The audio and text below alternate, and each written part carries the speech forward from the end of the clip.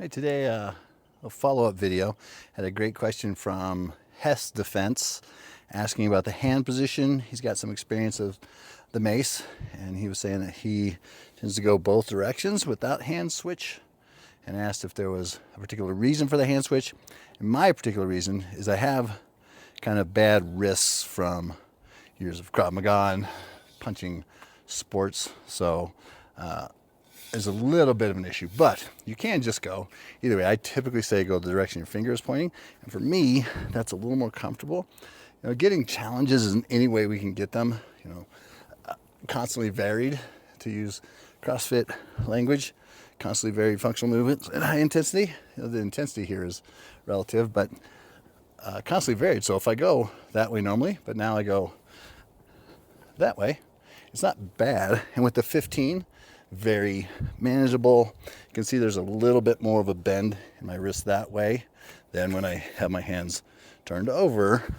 The top hand for me takes more of the work, a little more of the load in the swing. So when I go that way, my wrist is flexed, and when it comes around, it is bent in kind of the same position as if I started going that way. When I go that way, when I come around this way. But when I fall that way, the momentum, the weight of the mace, the weight of the end of the bell is falling into my wrist.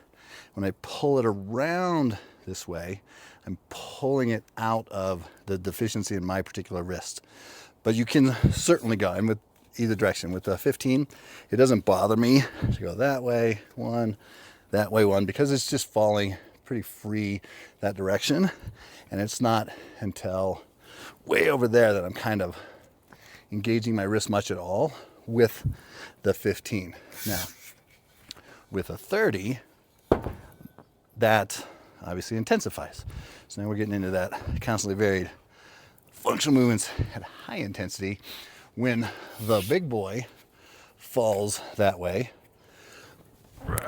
it's into the good angle of my wrist. When it falls this way, it's just a little more problematic. And to work on answering this question, I started pulling this around in both directions. I've just always gone that way. I think the first person I ever listened to about this stuff said to go the direction that top hand was pointing. So I did. I had tried both ways, and I did find that it bothered my wrist less to let it fall to the direction it was pointing. But also with this 30, when I pull it back around, it balances easier, feels a little safer. When I go that direction and I pull it around to here, I find a pretty good stopping place. When I go into my wrist and pull it here, I don't get as good of a resolution at the finish of that.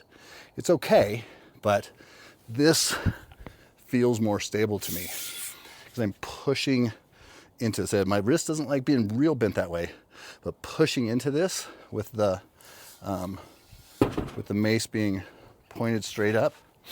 So pushing into this with my wrist feels better than when it's coming around into my wrist, and then I have to stop it with that same force. Again, subtle, but makes a difference. When I pull it around and push into it, it feels better than when I pull it this way and have to resist that 30-pounder trying to keep going that way. And when I let it fall that way, it falls easier, and I can pull it up and over with the momentum going that way versus the momentum going into my wrist.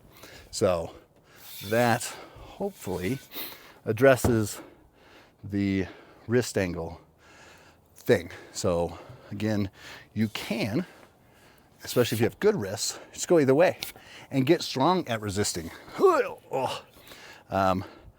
With it falling into my wrist when I go this way, that being a problem for me means it's something I should work on.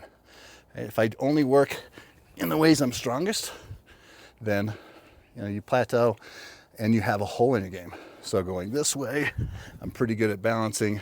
This way, not as much, so I need to work on it. So there you go.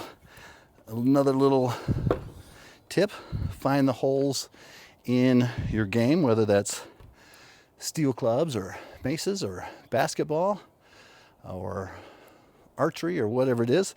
Find those places you're deficient and work on them. So HessDefense, thanks for the question and making me look deeper at why I was doing what I was doing. Hopefully that answers it. In the next video, I'm going to talk about another little flow, this kind of 2 to 10 move, higher heart rate, another little thing to add to your flow. So keep on, get your steel game on.